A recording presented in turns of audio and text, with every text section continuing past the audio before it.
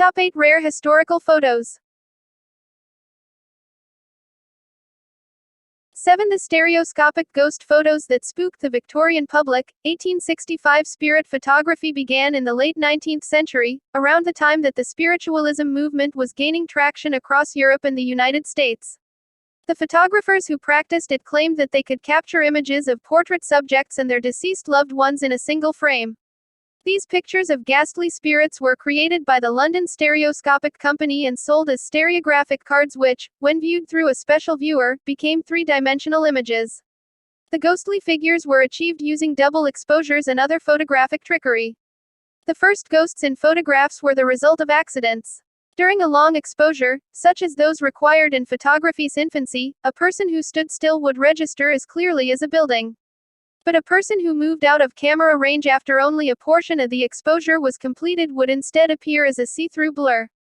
Sometimes ghosts would appear very realistic, with their arms draped around the living portrait sitter. In other images, the spirits would appear as no more than cotton-like wisps. From the 1860s on, the spirit photographers were no longer using the long exposures and double images previously used but instead what looked like cut-out faces and bodies from magazines to represent disembodied figures. By the 1880s, as more people owned cameras, spirit photography boomed. It didn't start to decline until the 1920s after skeptics such as Harry Houdini tried to counteract spiritualistic fraud. Paranormal investigator Joe Nickell makes a distinction between spirit photography and ghost photography in his book The Science of Ghosts, Searching for Spirits of the Dead, stating that spirit photography began in studios and eventually included ghosts photographed in seance rooms, whereas ghost photographs were taken in places that were considered haunted. Nickell states, whereas spirit photos were invariably charlatans' productions, ghost photos could either be faked or appear inadvertently, as by reflection, accidental double exposure, or the like. Once portable cameras became available to amateurs towards the end of the 1880s, ghost photos became more frequent. 6. These sad photos show destitute Great Depression families waiting for aid. 1937-1939 As the consequences of the Great Depression, unemployment, poverty, and the effects of the Dust Bowl ravaged the country in the 1930s, government programs such as the Farm Security Administration (FSA) were established. American photographers were employed to document the dire conditions. In these poignant photos, the FSA photographers Dorothea Lange, Ben Shahn, and Russell Lee capture the acute anxiety and stasis of impoverished agricultural laborers as they wait in line for the emergency aids that will keep their families fed for another few days. The Farm Security Administration (FSA), created in 1937 under the Department of Agriculture, helped with rural rehabilitation, farm loans, and subsistence homestead programs. The FSA was not a relief agency, but instead, it relied on a network of cooperation between states and county offices to determine which clients needed loans that could not get this credit somewhere else. Farmers could use these loans to buy land, equipment, livestock, or seeds. Additionally, the FSA assisted families by providing healthcare, education, and training programs for participating families. The goal of these measures was to help families become self-sustaining. The average American family lived by the Depression-era motto, use it up, wear it out, make do or do without. Many tried to keep up appearances and carry on with life as close to normal as possible while they adapted to new economic circumstances. Households embraced a new level of frugality in daily life. They kept kitchen gardens, patched worn-out clothes, and many went to sleep being hungry. The stress of financial strain took a psychological toll, especially on men who were suddenly unable to provide for their families. The national suicide rate rose to an all-time high in 1933. Marriages became strained, though many couples could not afford to separate. Divorce rates dropped during the 1930s, though abandonments increased. Some men deserted their families out of embarrassment or frustration. This was sometimes called a poor man's divorce. It's estimated that more than 2 million men and women became traveling hobos. Prior to the Great Depression, most Americans had negative views of government welfare programs and refused to go on welfare. In some towns, local newspapers published the names of welfare recipients. While attitudes toward government assistance began to change during the Great Depression, going on welfare was still viewed as a painful and humiliating experience for many families. The photographic story of the Great New York to Paris Auto Race of 1908. At the dawn of the 20th century, automobiles were an infant technology with none of the infrastructure we take for granted today: road maps, traffic signals, pavement, gas stations, fast food, parking lots, expressways, or motels. Most people in the world had never seen a car in person. What, then, could be more fun than the first round-the-world automobile race under such punishing conditions? In the summer of 1907, Paris newspaper Le Matin and the New York Times announced, "The Great Race, New York to Paris by Automobile." The prize, a 1,400-pound trophy, and proving that it could be done. The race commenced in Times Square on February 12, 1908. 6 cars representing 4 nations were at the starting line for what would become a 169-day ordeal, making it, in terms of time taken, still the longest motorsport event ever held. Germany, France, Italy, and the United States participated, with the Protos representing Germany, a Zust representing Italy, 3 cars de Dion Bowden, Motoblock, and Césaire Naudin representing France, and a Thomas Flyer representing the United States. Legend has it that the Thomas Flyer entered the race at the insistence of President Theodore Roosevelt, who hated the prospect of European automobiles crossing the country unchallenged by Americans. Better established companies, such as Buffalo's Pierce Arrow, declined to enter. But the Thomas Automobile Company, also from Buffalo, pulled one of its production models out of its factory at the last minute and entered the race. Buffalo's own George Schuster was the driver and chief mechanic. The proposed route was across the United States, through areas with very few improved roads, and then north to Alaska by boat, and then across the hopefully frozen Bering Strait into Siberia. Then across Siberia to Moscow, and then on to Paris. The Thomas Flyer reached San Francisco in 41 days, 8 hours, and 15 minutes, the first ever crossing of the United States by a car in winter. The car was then shipped up to Seattle and on to Valdez, Alaska. As the Americans turned north, the line of followers stretched from California to Iowa. The Zust was in Omaha, the de Dion in Cedar Rapids, Iowa, the Moto Block in Maple Park, Illinois, and the Protosa in Geneva, Illinois.